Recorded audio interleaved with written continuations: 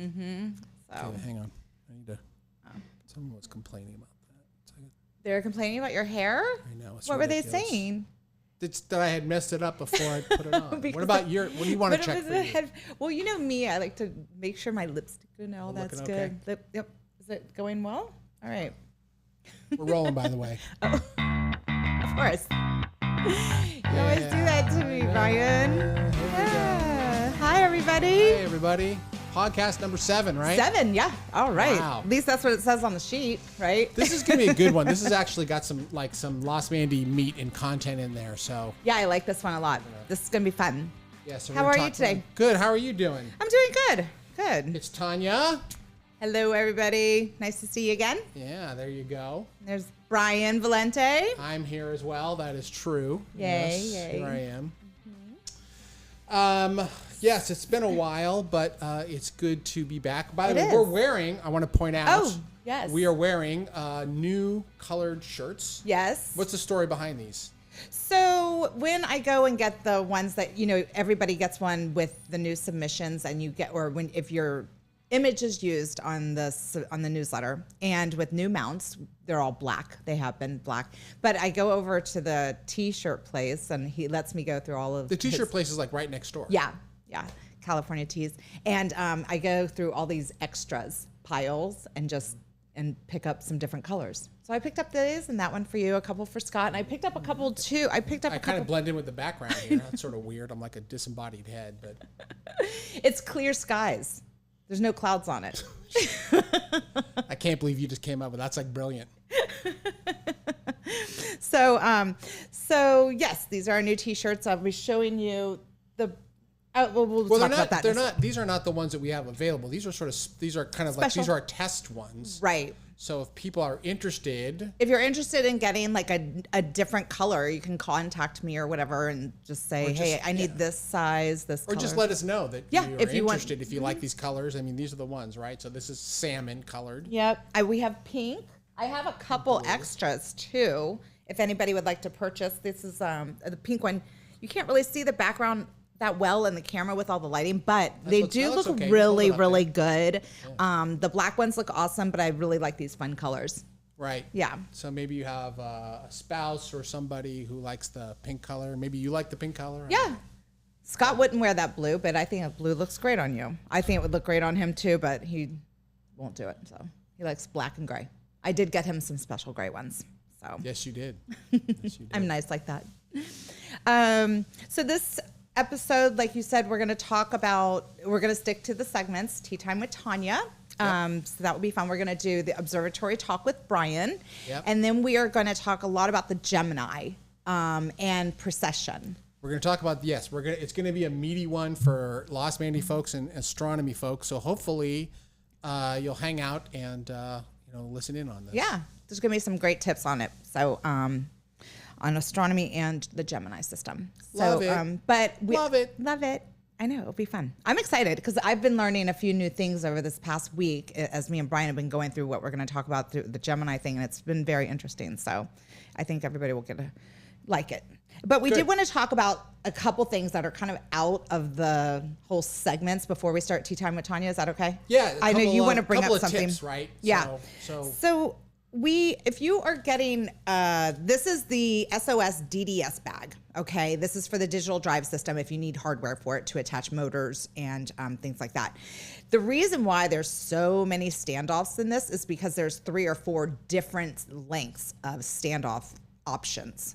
So we just give you all of them. You'll just have to figure out which standoffs are yours. So that is why there's so many. A lot of people ask about that. And I'm just like, well, we just kind of throw it all in there and give you what you need instead of us having to go back and forth. Okay, right. But I want to point out, these are the SOS kits. These are essentially replacement part kits we have one for the 492 system. In fact, here, let me just sort of switch to this.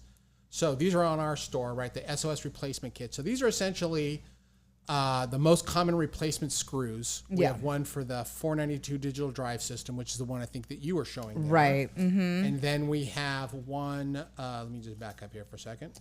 And then we have one for the Gemini, which is the servo system, right? So it includes various, options for. This is actually, you will use all of these.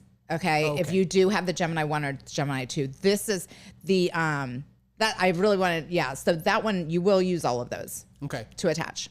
But the other one, the one with the 492, and can we see this bag again? Yes. So the thing is, well, just you can hold it in front of the camera there, but you have multiple lengths, for example, of the standoffs, and that's because there's just been different designs. Right, just different motors that you need different lengths of standoffs. Got it. Okay.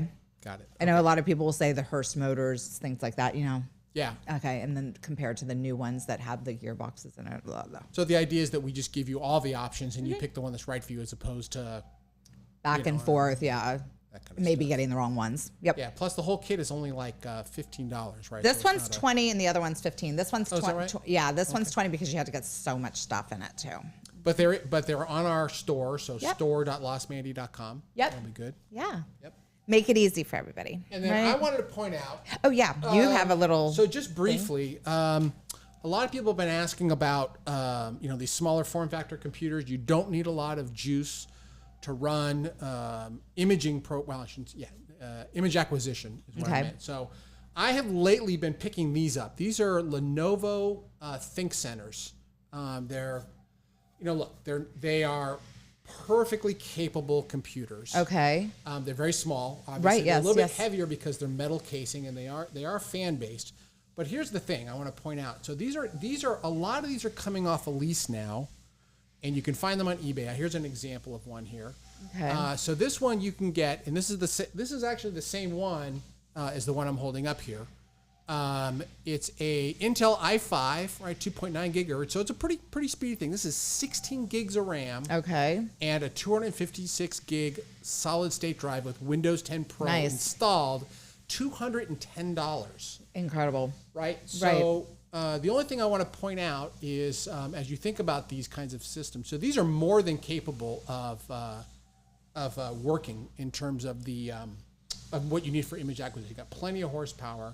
The thing I want to point out here on the back it's got a lot of is that ports. you really want, if you can see this, can you see this? So down here, you want to make sure that this plug is kind of a barrel connector, which means that it can run on, it's easy to adapt for different types of, like power box, that kind of thing. Okay. I think this particular model takes a 19 volt, so you need to find a step-up adapter, but it's easy to find these.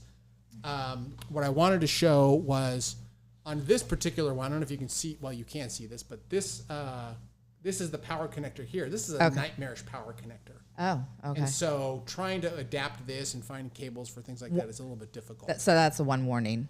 Yeah, I mean, you could still do it, right? If you're savvy and knowing how to sort of connect things up, right? You can do that. But I mean, these are just ridiculously cheap. I mean, $200 for an incredibly powerful computer. Right. I would put this up against, probably any of the Eagle systems, that sort of stuff. Nice. It's just a great deal and so inexpensive. Yes, very nice. We're always looking for good deals. That's for sure. That is true. Good deals at work. Yes. Nice tip. So that's just sort of a tip. Take a look at those. They're coming. A lot of them are coming off a lease, very inexpensive, and they kind of show up and they feel brand new. Wow. So there you go. Great.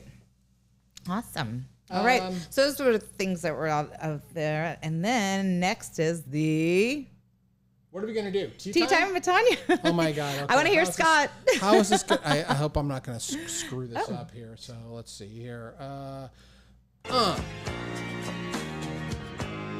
And they call it Tea Time with Tanya. I get such a kick out of this every time. Ever know. Scott is too much. She has all the Oh my God! I can't believe we're doing that. I know. People love it or hate it. They do. And they Somebody said they were going to make a love to hate ringtone it. out of it. A ringtone out of it. Somebody gonna said do it. that? Somebody was saying that on the maybe on a comments or something. But I thought it was funny. Okay, but here we are. Tea time Yes. with Tanya. Let's get to it. All right, tea time with Tanya is just a couple minutes. So we've been having a couple people saying that they are starting to watch our podcast, me and you both, with their families, their kids, their wives, because we do talk about other things than just astronomy. So They want to spread the pain. yeah, right. They want to share Scott's voice, awful voice. But so what I wanted to do, tea time with Tanya today, is about just things that are science incorporated that you could do with your family. Yeah, get the family interested and involved in science besides just listening to you drone on about how the clouds came in last night and you have shitty guiding. And, yeah. So a couple of things. One of these I got, so I'm a card collector, like decks of cards. Okay. And so one of them is this night sky. I think one of my kids got it for me because they know I collect them. And is this a regular deck of cards then? Yeah, it's just a deck of cards, like ace through 2 or whatever it is. But on each of the cards, they have a different constellation on it. So you got to hold up to the camera. Sorry, everybody. Okay, different constellation. So the 3 of spades is? Delphinus. So that's kind of fun. And as you go through the Joker, it's got all the constellations on here. Okay. So that's just a little fun thing to do. You can get as a little gift. Yeah, I like that.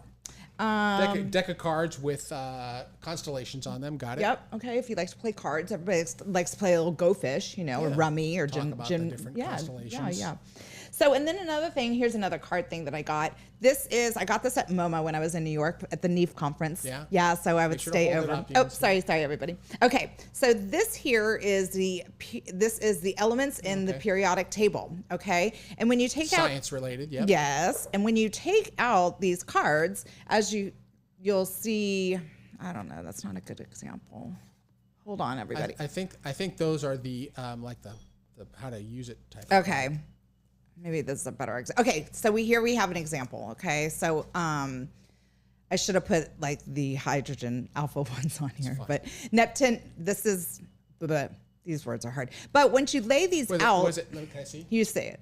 Neptunium. There you go. Yeah. So there's a card. Here's all of the information, data on it. Okay, This is what it looks like. But when you put these together throughout your, if you put them all on the ground, they're all different. It will make a 7-foot periodic table. Oh, so you can arrange. Of course, you arrange them by number. Right. Yep. So it's a lot of fun. So that could get everybody is learning that in school. So especially if you're doing it at home right now, this would be a really fun thing. Yeah, and it's a really beautiful presentation. The pictures are very high quality. Right, yeah. Here's indium, and then there's the data on it. And it's number 49. It's kind of fun. So these are things that I did with my daughter. Very cool. Okay. And then this is not, I want to tell you everybody's kind of getting into space right now, even a cereal company. Okay. I don't know if everybody's seen this out there, but I thought it was kind of funny. So I picked up a box that's not. Space is hot. Yeah. All right. Lucky Charms is getting involved. Limited edition galactic Lucky Charms. Yes. So I don't know about eating Lucky Charms. What are the special shapes in there? Oh. Let's see. Okay. So they have. It says marshmallow. There's a rocket ship. Okay. Wait, I thought they said it on here. Enlarge to show detail.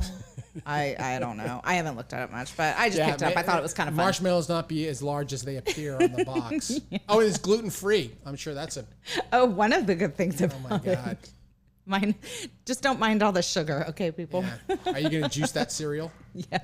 It's horrible. That's horrible for you. I'm sorry. I'm sorry, folks. If you like Lucky Charms. Yeah, some people like Lucky Charms. It's not for me either, but I just thought it was fun, So I picked up a box to show. If kids are going to eat Lucky Charms, you might as well throw a little space in there. Right. Yeah, you might as well, right? So that was my tea time with Tanya. Oh, wait. You showed me something that I thought was really neat that you could do with your family. Okay. Oh, right. Okay, you found this. This is so cool. They're not the cheapest, but this is awesome. So this is and this is not new. I want to point this out. This has been around for a while, but there is a home projector. I'm going to show this here. Sega makes by far the best one. Okay. All right. And it's the Homestar Planetarium Star Projector. I think it's called the Homestar Flux. Okay. And this is an accurate. It's so cool. Accurate planetarium presentation. It has all these sorts of options. You can get different discs that you can put in there. This particular one is like $260. It's a lot of money, granted.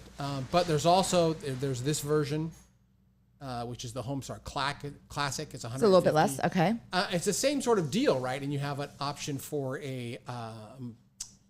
comet kind of thing, so things kind of zoom by it type of thing. Oh, neat. But these are consistently rated the best home planetariums out there, and there's like 60,000 stars. It's beautiful, and I am so tempted to buy one. I know you've been talking about it for a while. It's cool. I haven't been able to cough up the $150 yet. Yeah. But I mean, they're great and they're wonderful, and what better way to sort of see the majesty of the Milky Way, especially in places, here in Burbank. Right, we can't see it. We can't see it. Right. So. Yeah, show your kids that stuff. Yeah, so it's a really wonderful. If anyone gets one, please let us know. Yes. I would love to know about that.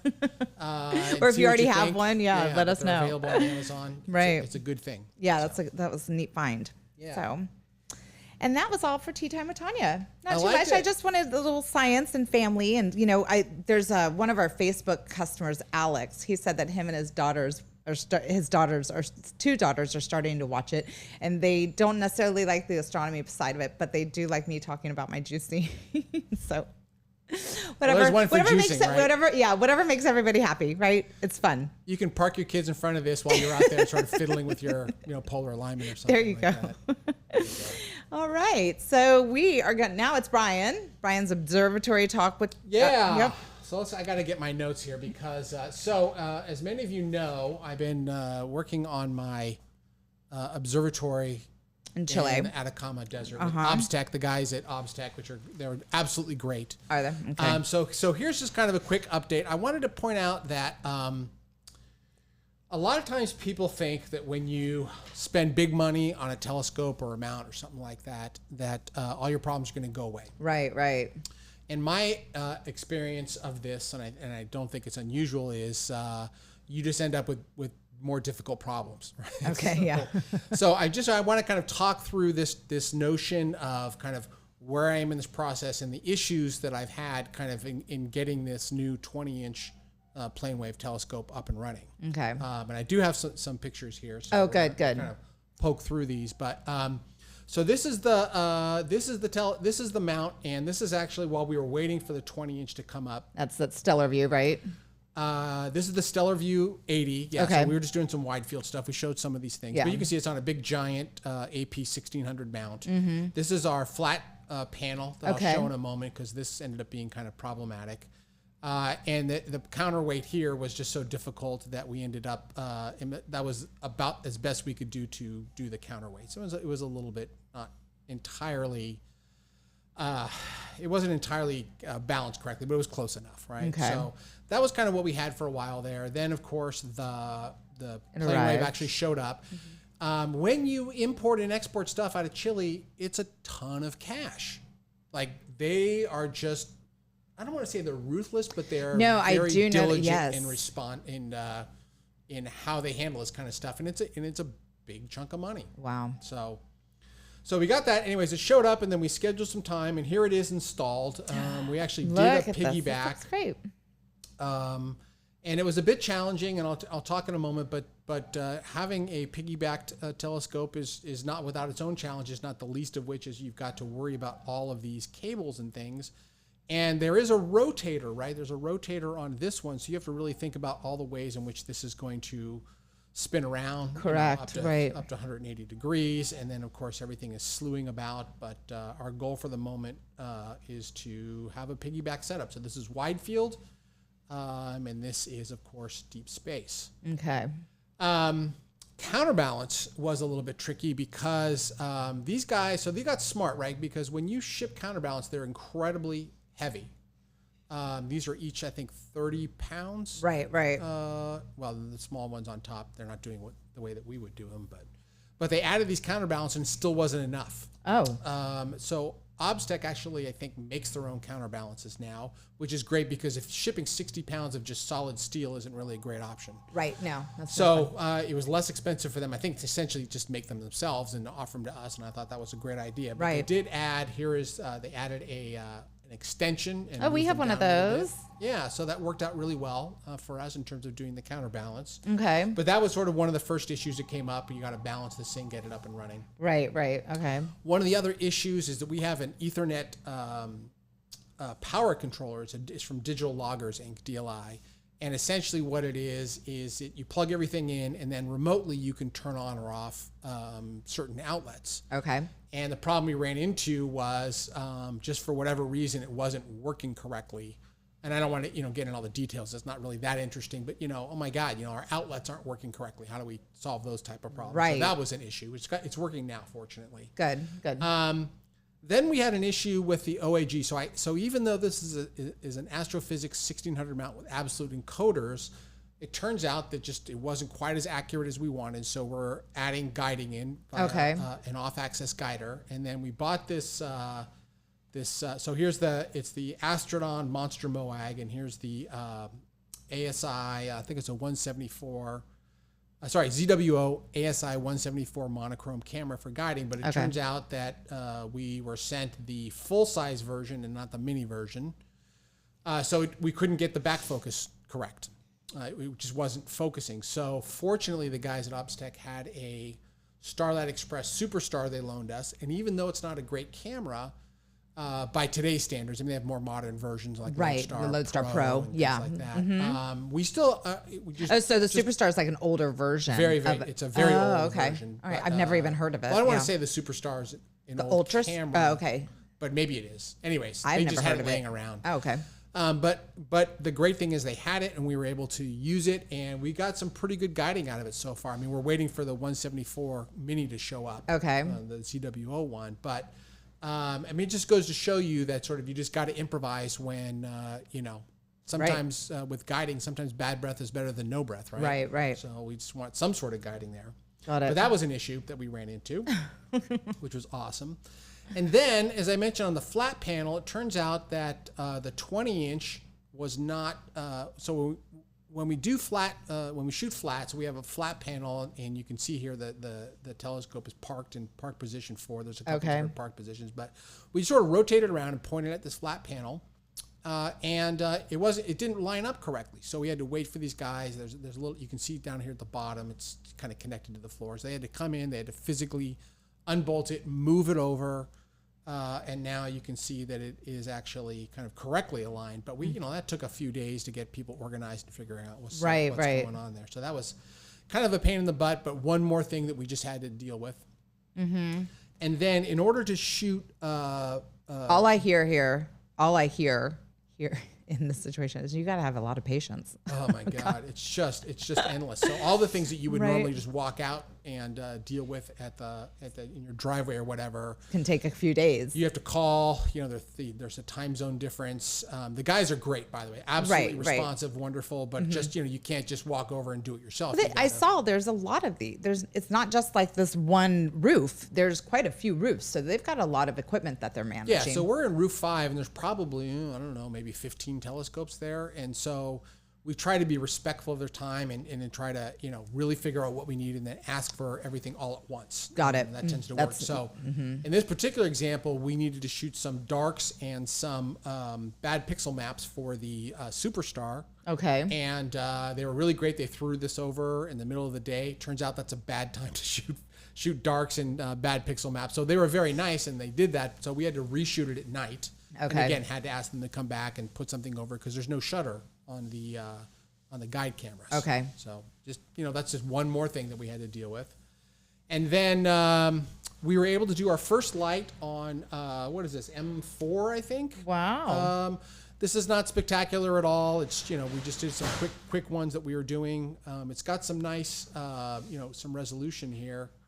But very, very quick one. And, globular clusters are a great test because they're just, all they are is just stars and you got to keep them round and things like that. So, right.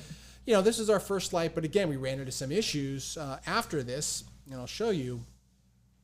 This is an example. So one of the things that we're running into right now is every once in a while when we will do a slew, we'll do a go to a target, and the scope will settle. We have a settle time. I've set up a settle time of about 15 seconds. So it slews, and then we wait 15 seconds for whatever needs to happen happens. Okay. And then it will do its plate solve and centering, a lot of things that people who are shooting astro imaging know about, right? We all use plate solve to get an accurate position. And generally, the astrophysics mounts are very accurate. Mine is within whatever, 25, 30 pixels. But it kept failing. And I noticed it's because when I looked at the ones that failed, they all look like this. Okay. I'm like, what the heck is going on? That's called star trails? Yeah. So, I mean, they're streaking, right? And they're kind of streaking in an odd way. This is only a 7-second exposure. So, I mean, it's streaking a lot. Okay, right. And it turns out that in certain parts of the sky, I don't want to say randomly, but it's not consistent, the mount has a problem settling. I don't want to say it's the mount, but there's settling time. I think it's actually probably in the telescope, needs to be tightened up, that kind of stuff. Okay. So it was constantly doing this settling thing, and all these stars were looking terrible. And of course, the plates all failed, and the whole night failed. And what I ended up having to do was I was watching it, and I could see that it was taking longer to settle. So I increased my time to 60 seconds for settling. Okay. Which is painful for anybody doing imaging. Okay. Because that's 60 minutes that you could be imaging. Oh, 60 minutes. I'm sorry, 60 seconds. Okay. But it's watching this thing wait for 60 seconds seems like a lot longer. Oh, I bet. And then it worked after that, right? I mean, all the plate solving and everything worked. So probably what that means is I need to probably get things tightened up on the telescope. It's a truss design, so it's not quite as rigid as a tube design kind of thing. But these are the kind of things that just show up, right? Right. And last night it actually worked perfectly fine, even without the long settling. So I don't know why that is, but you just got to kind of constantly watching this, constantly trying to figure out. What is the problem and how to solve it. Right. I think for now, this will be okay. We'll figure out how to get this to work.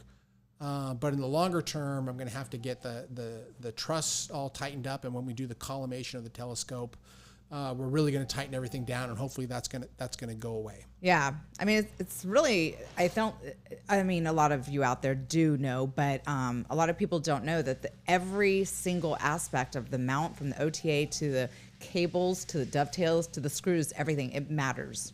Right. It matters in your images. Yes. Absolutely it definitely matters in your images. So always look for everything. The data tells you a lot. Yeah. Yeah. And your experience tells you a lot too. Like you said on that, the streaks, it will show you an example of where you can try to look for the issue. Well, it turns out, I think it's more that it's just about problem solving. So when you have a problem, it's easy to sort of assume that it's the mount or it's the telescope or it's the camera, and you kind of just naturally incline yourself to believe where the problem is. And oftentimes that's not what it is. Okay. So it's really about continuous problem solving, about being open to other things that might be the issues. Right. With a mount like this, it has absolute encoders. We expect it to be spot on, and turns out it was doing fine, but just for whatever reason, we've been sort of bumping into this kind of thing. And by the way, it only happens in certain parts of the sky. Isn't that interesting? So it's just, yeah, it's just like endless. you just kind of shrug your shoulders, like, okay, here we go again. Right. So at any rate, that's the update. Everything looks good. We're getting some nice images now. Yay. We still need to collimate a little bit more. I think we need to improve some of our focusing routines, but we're starting to get images, and they're starting to look really nice. Oh, nice. Well, we look forward to the new images next month. Yeah. Well, good. Well, thank you for that. People like to hear about all of your things. Yes. Okay, next we are just going to give a tidbit. People are submitting a lot of images. Thank you very much. To the monthly image of the month contest. Right, yes. So we're getting quite a bit. I'm starting to share some on Facebook. Great. Just because we're getting so many and they're great images. But sometimes I can't see the image.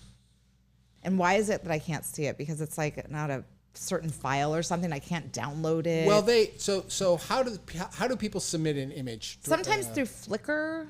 Is that one that I can't pull off? No, but when if someone wants to send us an image, they send us an email, right, to submissions at losmandy.com. Right. And can you tell them how to submit the images? Yeah. So I think so. The problem is, so you do send it to. You email us, submissions at losmandy.com. Right. We go through them. I think we pick a winner at random, basically. Right. There's so many good ones that it's hard to pick just one. Right. And then The problem, as you described it to me, is they'll send like links to Flickr or links to other photo showing sites, but we needed to be able to download the file. Correct. Yes, we need to be able to add it to the newsletter. Right. So if there's some way you could send a JPEG or an attachment, or if you use something like Google Drive or OneDrive or Dropbox or whatever, something like that. Okay. Then that's another way to send us the actual. But we need the file itself. Right. That's kind of what you were saying. Yes, because I do want to share. I don't do the newsletter, but I do try to share it on Facebook, and I can't get it over there. And I want to share it. Yeah, we want to give people like the props, Yes. right? We're excited about the images we're seeing. We want people to see them. Let me share them. So send it how he said. I'm not very technical, like in that kind of way. Right. I break printers around here. Like literally, I break everything. I'm aware because I have to fix them. Yes. But again, the email address is submissions@losmandy.com. And that's plural, submissions, right? Yes. Okay, good. I like that. Yeah. And we do get a bunch of them. And every time we send our newsletter, every time we do a podcast, something like that, it ends up with a bunch more. And that's great. We love to see these kinds of things. Yes, we are exciting. getting quite a bit. So, and then now we are going to go through a kind of a lightning round on the Gemini. Okay. All right. This is going to be, I think a lot of people are going to like this. Okay. So I'm going to start with, I'll start. Is that okay? Okay. Okay. The Gemini has lunar, solar, and terrestrial. I have a hard time with that word. Terrestrial. Tracking in it. And then, so what it does is if you choose the sun and you say go to, if you use the go to function, go to the sun, it automatically switches it over to solar tracking for you. So that's kind of nice. And it also does it with lunar tracking. Right. Okay. Terrestrial tracking, I think I said it right. Can you explain that one? Terrestrial. Right. So your point though is that it's unique in that if you so normally it's sidereal tracking, which is for celestial bodies that are kind of out there. It's non-solar system stuff. Those all pretty much are treated as the same speed because it's the rotation of the Earth. They're far enough away that they essentially are all do the same. But the moon and the sun and things that are within our solar system function at a different speed. Right. And planets, kind of close, but however, when you use the go-to feature of the Gemini on the hand controller, go to, and you say sun, it will actually automatically switch to solar. Mm-hmm. You say go to moon, it will automatically switch to lunar. Mm-hmm. And then there is an option for terrestrial. And what terrestrial essentially is it just stops tracking completely. So if you wanted to take pictures of something that's on the Earth, or if, for example, you wanted to focus on something like a faraway tree or something like that, you would put it into terrestrial mode, and that just stops it from tracking. Yeah, I know a lot of people that do astronomy, they also love to take pictures of birds, landscapes, things like that. So that's where they would do this, right? Sometimes, what I do is if I need to tighten something, if I need to sort of get up on the end of the telescope and do something, I might put it in terrestrial mode because I don't want to kind of mess with the tracking or feel like I'm pulling on something and messing with a motor. Oh, right. I might do a go-to later in terms of making sure that it's accurate and all that, but yeah, it's a good way to just sort of be able to fiddle with your mount or focus things on the ground or focus on things that are terrestrial or on the ground, that sort of thing. I see a lot of great images like of your landscape with the Milky Way and people doing time lapse and stuff. What tracking mode would you use with that one? Well, so a lot of the pictures, so you're talking about pictures of essentially the Milky Way, in all its bright and glory, and then you have some sort of foreground. And to me, this is my personal opinion. I think we covered this some in a podcast a while ago, but a Milky Way picture is really a picture of, it's a beautiful sort of landscape picture that has a Milky Way in it, as opposed to just the Milky Way. Because, if you just take a picture of the Milky Way and the foreground isn't really that interesting looking, it's not that just good. Okay. Just okay. Yeah, right. Okay. Got it. So, but in order to do that, oftentimes what people will do to get more deep exposures of the Milky Way is they will take tracking pictures of the Milky Way. They'll actually turn it into they'll put it on sidereal tracking. Okay. Take a series of images of the Milky Way, and then they will stop tracking. They'll put it in terrestrial mode, and they'll take a series of pictures of the foreground so that it's in focus. Okay. Or maybe just a long exposure, something like that. Right. And then they will combine them later on in Photoshop, something like that. So you have a nice, clear, well-exposed foreground. You have a nice, very deep rendition of the Milky Way in the background, and you kind of composite them together. Oh, neat. All right. Very nice. Now I know how to do this. Well, I won't be doing it, but I know how. Yeah. Another one is in the Gemini system, we have different display modes. Yes, that is true. What are all those display modes, Brian? So I have to go and look at them. Oh, okay. But you know what? Here, let me show you I know this. that it So- has But let me show you this. So actually I want to point out, there is a website, there's a resource here, and it's called Gemini2.com. And we don't really talk about this very much, and we really should talk about it more. Gemini-2.com, that's how I always say it. This is like our online manual. This is everything. And if you just use that search button up there, try doing the search button and Google, somebody was asking us about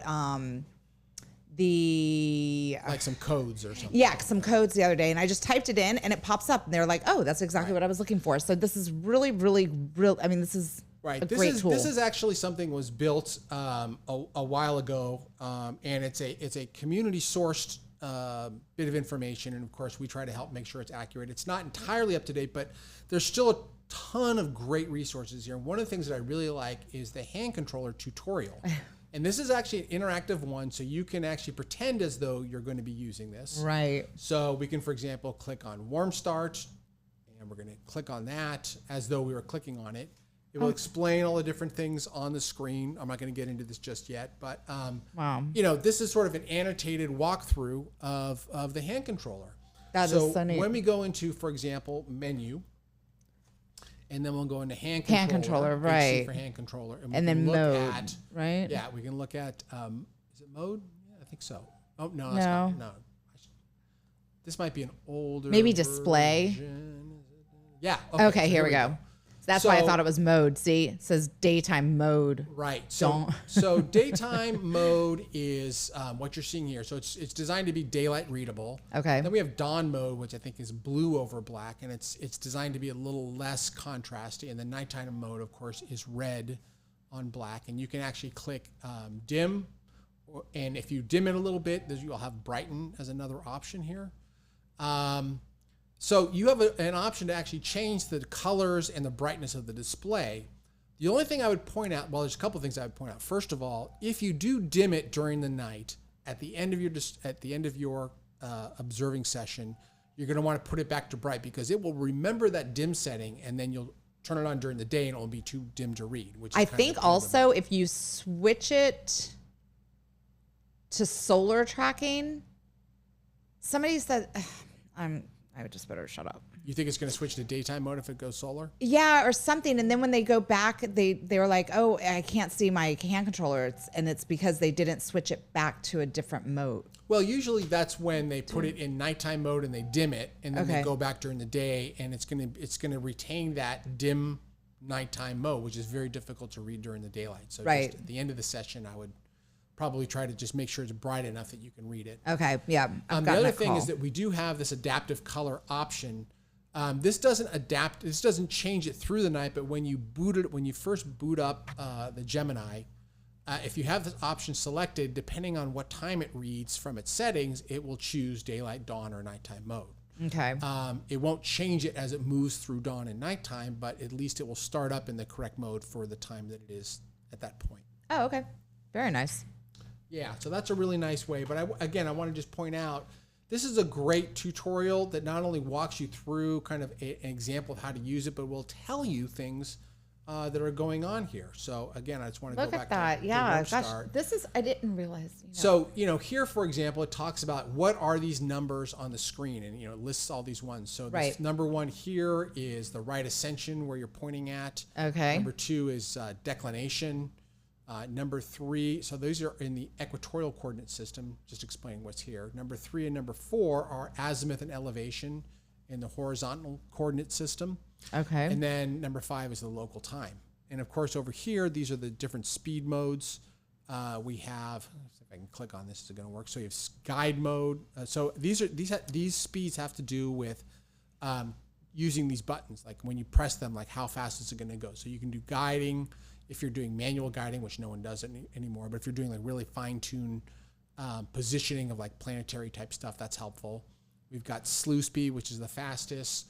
Move speed, which is sort of slower. Center, which is usually kind of it's slower again, but it's usually for fine-tuning the centering of targets. If you're doing a model building or alignment, that's a good sort of last. I like how it shows you on the side what it is. Does it tell you those center go down? Well, it does talk about, it talks about the diamond buttons, the speeds. It just explains it. I love this. The speed here on the lower left, right here that we just talked through. The direction buttons have operation.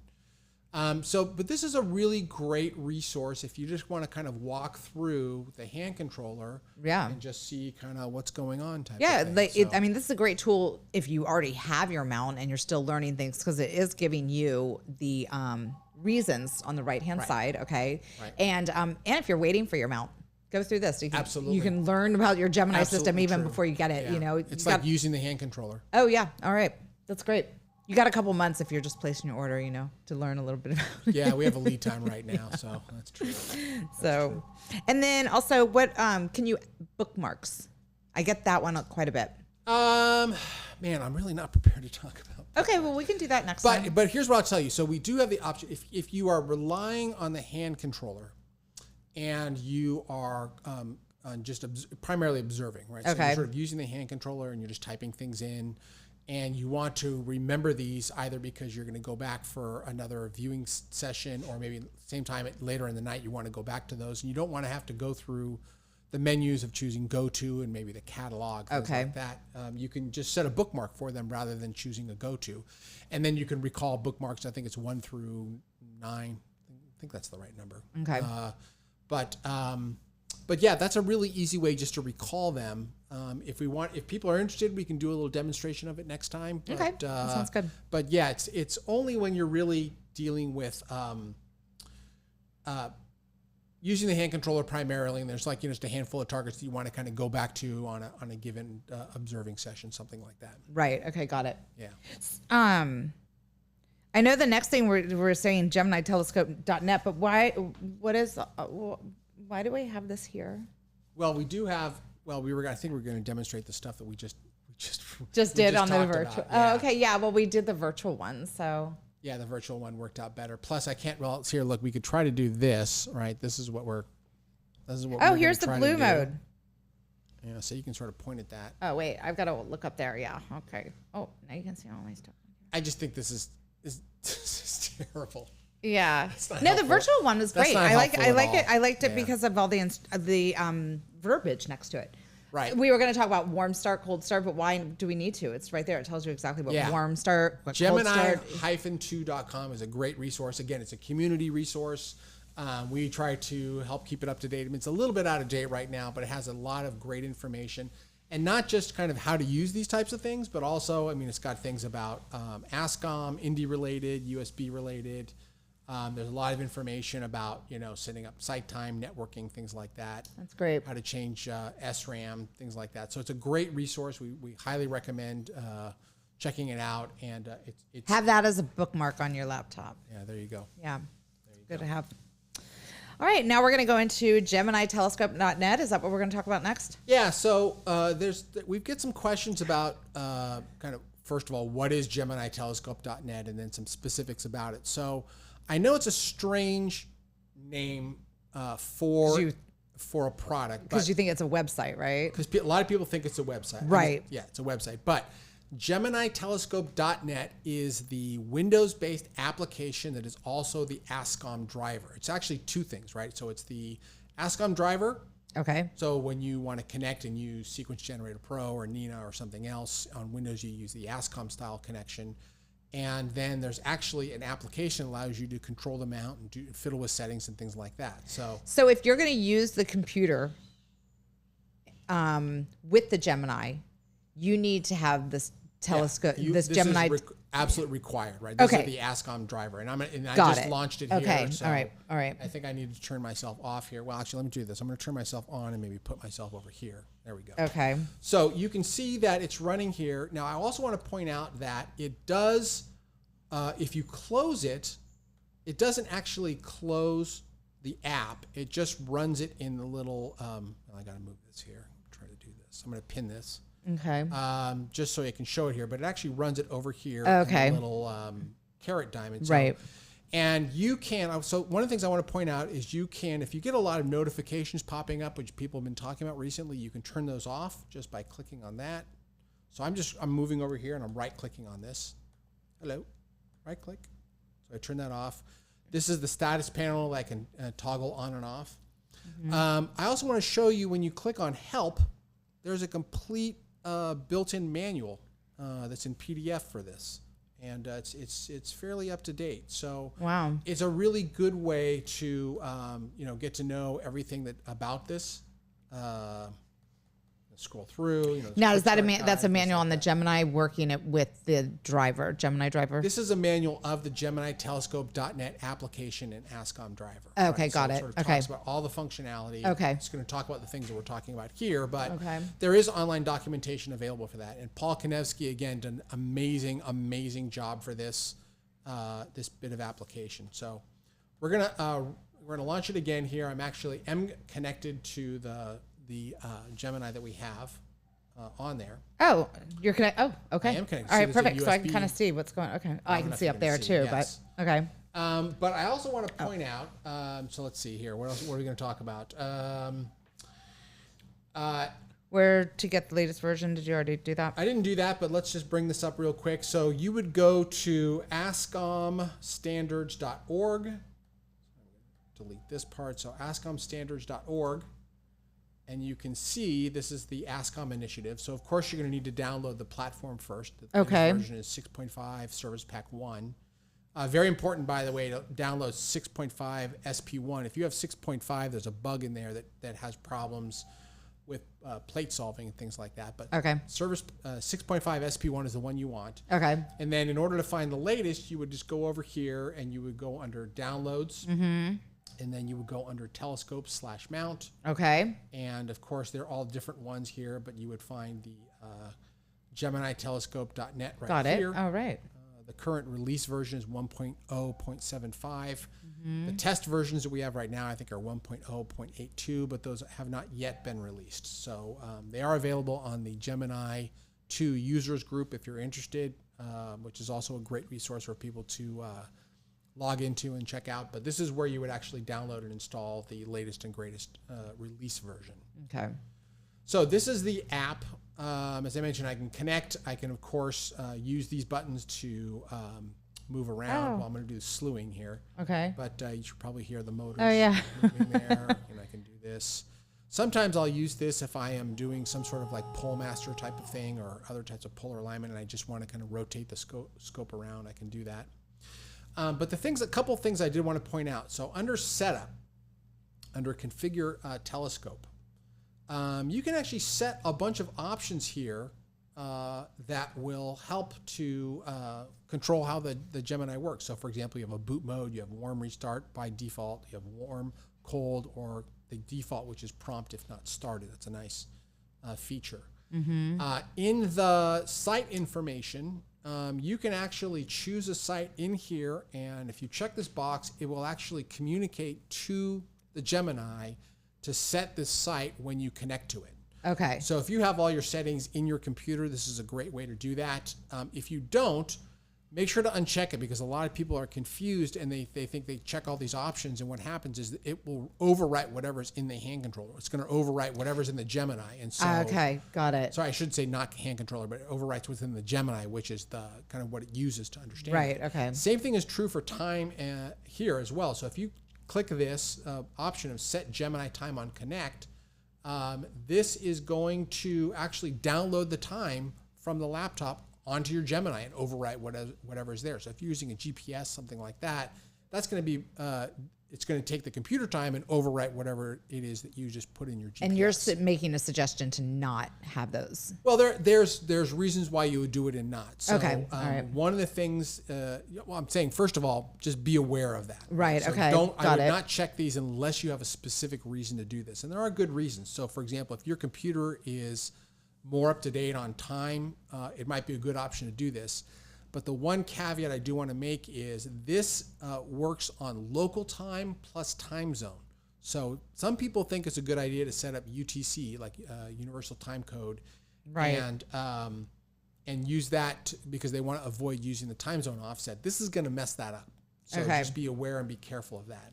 I see. The other thing I want to point out is that in Gemini settings, these are actually the Gemini settings, some more detailed ones. You can talk about tracking and speed settings. You can set up the mount type and so forth. Oh, neat. Okay. But the thing I wanted to point out is that you can actually set in the safety limits. There's an option here to nudge the mount out of the safety limit on a slew. And there's a warning here that says this feature bypasses the built-in Gemini slew disabling mechanism. So do you really want to do this? And I want to explain for a moment. If you're doing unattended operation of your mount and you're doing imaging, if for some reason your mount was tracking and hit a limit, normally that's just going to kill the mount. It's just going to be like, it's over. You got to park it. You got to restart it. Okay. But if you're in the middle of the night and you're going through a series of targets, you don't necessarily want your mount to be disabled when it hits the limits. So what happens, and I wrote this down. I was just asking Paul about this. So I just got to read these notes here.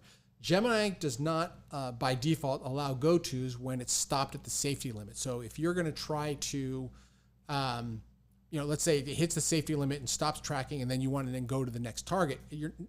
You're dead in the water, pretty much. Okay. Dead. All right. So this feature will override that part. In other words, when your mount is stopped at the safety limit, you can then go to the next target. And it's going to actually allow you to do that, even though normally it would ignore it. So I think what you were explaining to me is that it kind of backs off a little bit, right? It kind of goes back a little bit instead of just, it keeps running. I thought that, and then I talked to Paul, and it turns out, no, that's not the case. Oh, okay. It will stop at this.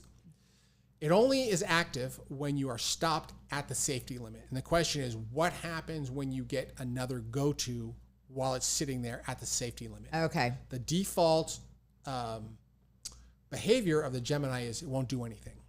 Checking this box is going to essentially allow you to get use the go-to and get out of that safety position. limit. Okay, got it. All right, that's perfect. very, very handy, and it's a good nice. feature to use if you're doing unattended operation or doing multiple targets during the night. You don't have to sort of worry about something like that. Right. Can I ask you, we were over here. I know we were talking about how we were going to talk about precession. I don't know if right now is a good time to talk about it, but I just saw those numbers, that J2000. Oh, that we has will something talk to do about with, that. okay. Yeah. Okay. I think I want to cover a couple more things in Okay. this. Okay. Then, but we're going to talk about precession here in a second. Okay. So let's see. Built-in documentation. Actually, we did. I think we're Okay. I think we're done. So, but those are some options. They're always second guessing me here. Yeah. No, You're right. literally. You're right. I'm bad. Always. I'm sorry. Oh, it's not just you. It's got to. I second guess myself half the time. I mean, we kind of all do, right? But I mean, I just wanted to make sure. Make sure we had everything covered. No, but yes. I appreciate that. Okay. So, I guess that was a good time for me to see that number. Because I just learned about this J2000 and JNOW because Bruce Morrell called me and he asked me about it. Hi, Bruce. And it brought on, I called Brian and he was like, oh, let me explain it to you. So I think it's good information for amateur astronomers out there. Yeah, and and we've gotten, for some reason, this has come up a bunch recently. There was some things on the forum. Jim was talking about J2000 and, what's the correct epoch to do these things in. And it just turns out that it might be good to explain kind of how these things work because there's a little bit, I don't want to say confusion, but there's just some I guess it is confusion, some misunderstanding about how, what are epochs and how they work and why we can't just choose one. Okay. So in order to explain this, I'm going to grab this globe. Okay. I hope this is gonna work. So, I'm gonna talk about. Would it help if I held it? Well, you can hold it for now. Okay. But as people probably know, there you go. And I don't need to look at it right this second. But as people probably know, in the celestial sphere, these are objects that are outside of our solar system. They all have. We have a system of describing where they are in right ascension and declination coordinates. Right. And those don't change. They really don't. So when you talk about a target being at RA of a certain number and dec of a certain number, regardless of where you are in the Earth, those numbers are always going to be the same. Okay. That's just kind of the nature of how these work. And again, I'm greatly simplifying this. So, if you guys want to, beat me up in the comments, that's totally fine. But the question is, how were we able, given that the Earth rotates, right? Right. That it rotates in 24 hours, that it also moves around the sun, and it has all this sort of other things that we're going to talk about in a second. How is it that we came up with this ability to have a specific target and RA and declination location for all these things? Okay. Well, the International Astronomical Community, I think it's IAC, I think that's right, is the body that determines this type of stuff. And they said, you know what we're going to do is we are going to pick a time of day and a date in which we are going to kind of freeze everything. And we are going to sort of take the coordinates of all the things in the sky, and those are going to be the coordinates. Okay. And that particular one was January 1st, the year 2000, I think at noon. Mm-hmm. And I think it might be at Greenwich. Greenwich. Oh, I say Greenwich. But the Observatory, and those are going to be the RA and dec coordinates that we are going to define as basically J2000 coordinates, right? Okay. At that time of year, that time of day, exactly at that point, that's where exactly where all these things are. Okay. And so when we talk about J2000, we talk about the coordinates that were of those things at that particular time. Now, this is the part where the globe comes in. I'm going to try to do my best to explain this here. All right. So you'll notice that when the globe, when it, of course, it's rotating, of course, but it rotates slightly off axis. It's about 23.5 degrees. It doesn't rotate just straight, right? It rotates at an angle relative to the ecliptic plane. Okay. So it's going around the sun like this, but it's also, as it's rotating and going around the sun, it's doing it so at an angle. And what happens is over time, this it's actually kind of, as it rotates, is rotating kind of, it's like a top that spins. It kind of goes back and forth. It kind of wobbles. Okay. And this wobbling happens every 26,000 years. And this is what's called precession. Okay. Right. And actually, 26,000 years, that's a lot of time, right? And that's, so for us normal mortals who, have a lifetime of maybe, 80 years or so, we're really not going to see much difference in that. But when you talk about really accurate astronomical computations, that becomes important, right? Definitely. So we have to think about the precession of this wobble. Okay. And there is a difference between, where things were in the year 2000 and where they are right now. Because when we do go-tos, things like that, we, of course, don't want to go to where it was in the year 2000. We want to go to where it is now. So that is what's known as the JNOW location. And, of course, that's very important for us because JNOW is, we want to look at M3 or we want to look at NGC 6274, where it is right now. Right. And relative to the year 2000, it's about, 4 arc minutes difference. Right? It's enough that it would be pretty significant. Right. Okay. So fortunately, I should say, first of all the catalogs that exist, the IAC standard for catalogs are all J2000 because you can't produce a catalog of things of where they are right now because it's right now. So they have a year 2000 reference of the catalog. And then in order to get to JNOW, you want to, the Gemini actually has built-in calculations that determine where it's going to be. Okay, got it. From J2000, and it calculates that to JNOW, right? Which again, as I mentioned, it's roughly about 4 arc minutes or so difference. Okay. And you can actually see that if you open up a planetarium program like Sky Safari or Stellarium, and you click on an object, you'll actually see it will say, here are the J2000 coordinates and here's the JNOW coordinates. And you'll see there's just a little bit of a difference between enough that we care. So all the databases, they use J2000, but the computer part of it will adjust it to JNOW. Right. So the thing is, when we're using astronomical catalogs, those are always going to be in J2000 format because that's the date in which they produced all these catalogs. Correct. And that's the kind of standard for what it does. All right. On the hand controller, for example, and we might be able to show this. So let me see if we can sort of get this going. If you click on Go To. Okay. Can you? I can. Hold on. All right. Oh my God, that's crazy, crazy cam there. Okay, wait. So if you click on Go To. Okay. Okay. And then you'll click on, say, for example, I have the pen over there. Catalog object. Okay. I think you can go okay. Yeah. And then let's just try to go to, can you click down and we'll go to a Messier object? Maybe, so there's Messier, and we'll try I don't know. Let's just try M1. Okay. See if it's around and say enter. Okay. Is it going to work? Yes. So you'll see there are checkboxes down below for J2000. Right. Okay. Now, normally by default, this is checked. I think I may have been fiddling with it, so it was unchecked. But all the catalogs that are built. No, it's checked. Oh, is it checked? It is. It's just the lighting. Oh, okay. It is checked, though. Super looks not checked. I know. Yeah, it doesn't. Okay, I'll believe you that it's checked. Okay, and it should be checked because what that's saying is you're checking the box saying I expect the coordinates that I have for this M1 to be in J2000 format, and it will be, right? All the catalogs are in J2000 format.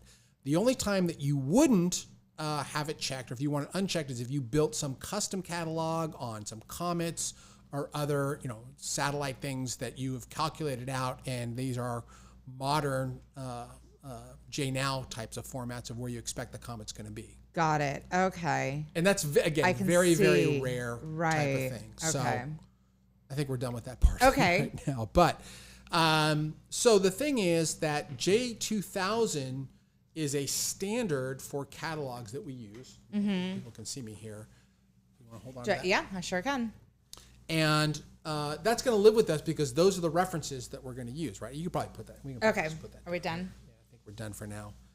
My precession demonstration is terrible. So J2000 is Epoch for catalogs, and JNOW, of course, is the current time.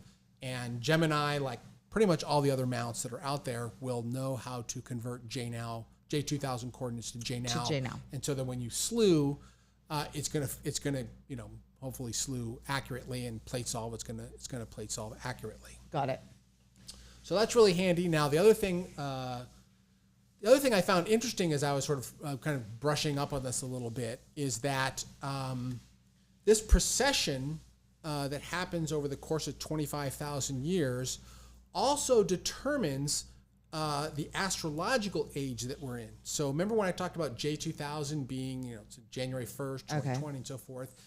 It turns out right behind where the sun is the constellation Aquarius. Okay. Or the astrological sign Aquarius, I guess. Yes, but that is what is meant by the age of Aquarius. We are in the age of Aquarius because, given the precession of the Earth, that's where it's going to be. And then, of course, as it kind of wobbles about, it actually moves about every 2,100 years to the next constellation or astrological sign. And the next one in 2,100 years is going to be Pisces. Oh, I can't wait for that one. We're going to be... I'm really excited. I don't know. I don't know anything about that, but the song "The Age of Aquarius" and that sort of thing. It started in the year 2000. We are in the age of Aquarius. So I mean, I guess there's some debate as to that, but roughly we're in the age of Aquarius. The next age in 2,100 years is going to be the age of Pisces, and you can actually see. Going through all the various zodiac signs that we're going to be in different ages every 2,100 years based on the precession of the Earth, that wobble of the axis. So I did not know that. Yeah. That's very interesting. Yeah. I can't wait for the age of Scorpio. I'm a Scorpio. I think it's probably not going to happen in your lifetime. It's going to be a while. Yeah. What sign are you? I'm Libra. You're a Libra. Oh, Yes, so I was you're born right. in October. October. Yeah, you're right before me. Right before me and Scott, actually. What month were you born? I'm November 5th and Scott's November 14th. Oh my gosh. Expecting presents. Okay. No, we're not here trying to hype presents and stuff like that. So. Just kidding. Okay, so is that everything we wanted to talk about Yeah, I today? think so. Yeah. So I hope everybody got some great information out of that. Yeah, I mean, I'm really so. A lot of folks are asking about precession and epochs, things like that. Hopefully, that will explain a little bit about why we are where we are, and it's a good thing. I forgot to mention the next. The next IAC catalog they envision doing is in 2050. They're going to update it, and we're all going to be like J2000 and 50. I mean, I don't know if we're going to be here for that. I guess maybe we'll be here. Yeah, for that. yeah. It's only 20. But that will be, that will throw 29 everyone for a years, loop, and at that point we'll all make it work with J2050. Right. Oh wow, that's exciting. Woohoo! Are we done? Yes, we are. Nice seeing you, Tanya. Good seeing you. Thanks, Bye, everybody. See you soon. Oh my gosh. I hope that worked out. I think it did. I learned something. So yeah, I Age did. of Aquarius. Yeah. But no, I actually understood the J2000 this time. You kind of explained it to me a little bit, but glazed over. But this time I actually really understood it. So thank you. I thought it was good.